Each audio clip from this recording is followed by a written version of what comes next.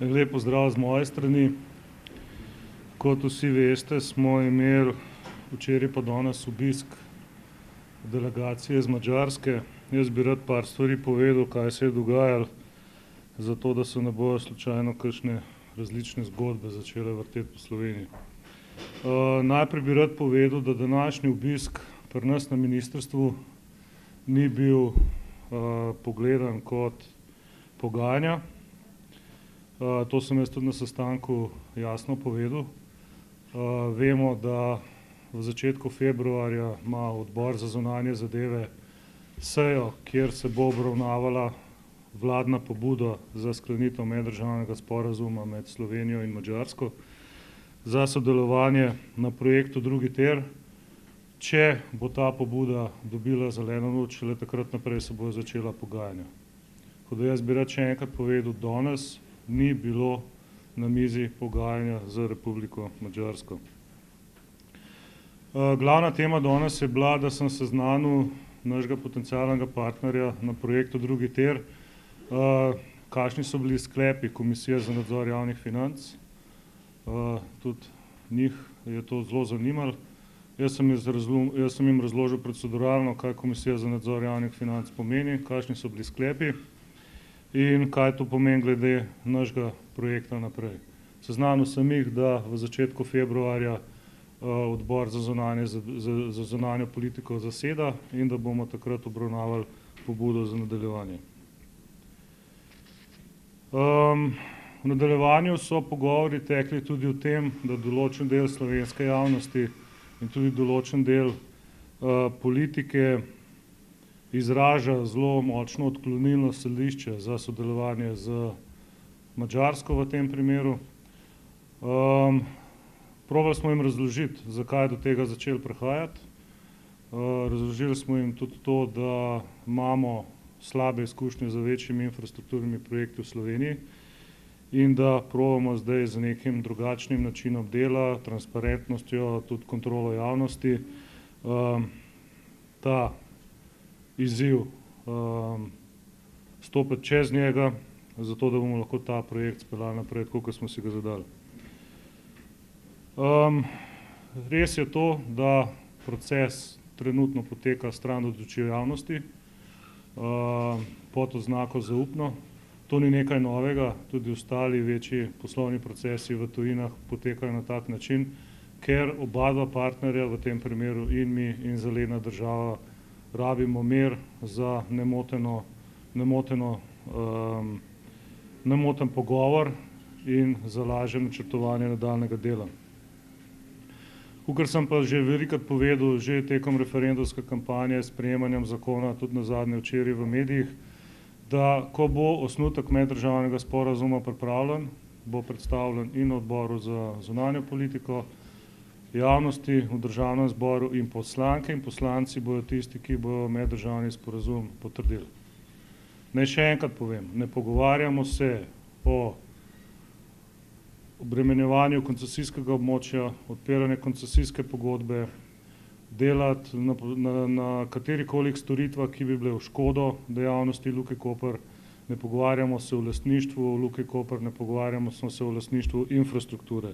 Tako da to je zelo pomembna informacija, ki bi jo danes rad kot najbolj izpostavil. Veliko se je govorilo tudi o planu B.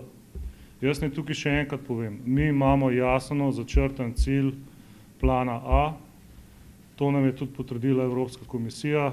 Sami dobro veste, da je Evropska komisija identificirala dva flagship evropska projekta, tunel Nemčija-Danska in projekt drugi tir. Seveda, kaj bi to pomenilo, če slučajno naš strateški partner izstopi iz projekta? Pomenilo bi to, da bi mogla Slovenija sama zagotoviti manko finančnega vložka na način recimo iz proračuna ali kakšnega drugega vira. Vemo, da proračun za leti 2018 in 2019 je zaprt. Vemo, da imamo tam noter že projekte. Če bi mogli ta denar zagotoviti iz proračuna, to pomeni, da drugi projekti ne bi mogli biti izvedeni.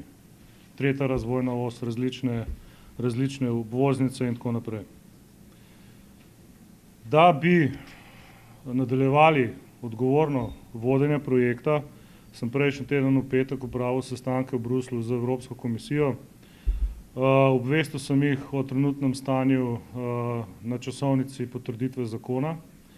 Govorili smo tudi o tem, kaj ta spremenjena časovnica pomeni za črpanje evropskih sredstev. Tako da tukaj naj povem, da trenutno pogajamo, usklajujemo financersko pogodbo za blending razpis.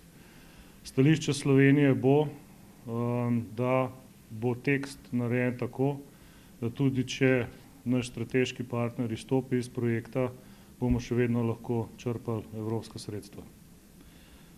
Ta proces računam, da bo tekel nekje do meseca aprila, ampak to naše stališče sem v petek tudi že predstavil v Evropski komisiji. Kot zaključek bi rad povedal, tudi nadaljujemo z delom na projektnem svetu vlade za civilni nadzor. V petek bo objavljen javni poziv, tudi v javnih medijih. Računam, da se bojo primerni kandidati glede na strukturo razpisa prijavili in da bomo, upam, že v februarju lahko naredili prvo ustanovno sejo tazga sveta. Kot sem že povedal, zavedamo se, da projekt mora biti transparenten, zato nimamo nobenega problema, tudi tak svet je vzpostavljen in to bo še dodatno nam pomagalo, da bomo lahko lažje nadaljevali z aktivnostmi, katere smo zastavili in katere smo za zdaj izvedli. Toliko na kratko bi jaz rad povedal glede na aktivnosti zadnjih nekaj dni, zdaj pa če imate kakšno vprašanje.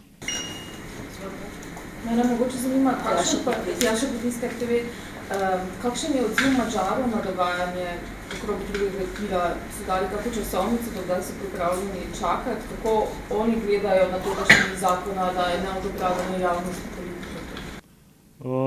Poglejte, kar se tiče časovnice, dokdaj so oni zraven, so razumeli smernice sestankov, da se bomo o tem začeli pogovarjati po 6.2. Seveda so presenečeni, predvsem so presenečeni, zakaj se o njih pogovarjamo v državnem zboru, na način, kot da bi bili neki tujci. Jaz sem jim probal razložiti malo politični kontekst, malo naše slabe izkušnje z prejšnjimi infrastrukturnimi projekti.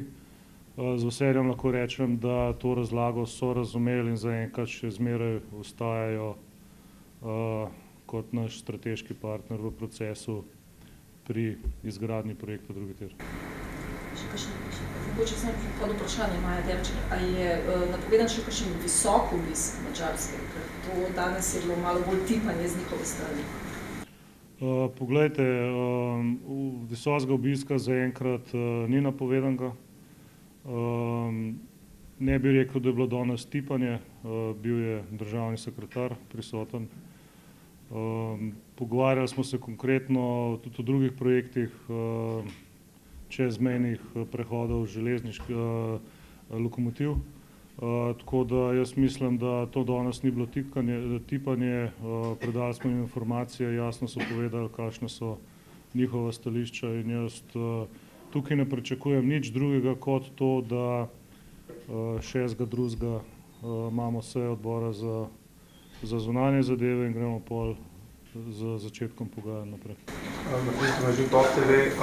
Zanima me, kdo je bil še v tej delegaciji, govorili so tudi neki predstavniki prevozniških podjetij, pa kaj bodo se zdaj v Luki pogovarjali, da ste vi organizator MZI, morda veste, zakaj so šli zdaj še v Luko, kaj bo še tam pač tema pogovora. Tukaj bi jaz še enkrat rad jasno povedal to, kar smo tudi že skomunicirali do vas medijev, da kar se tiče organizacije poslovnega dela njihove delegacije, je to urejalo veleposlaništvo samo z Luko Koper, tako da glede tega morate se obrniti na Luko in na veleposlaništvo. Predvsem zame je pa zelo zanimivo, da se tudi druge delegacije dogovarjajo za take sestanke v Luki Koper, ampak ravno za Madžarsko se pa vsi toliko ukvarjamo.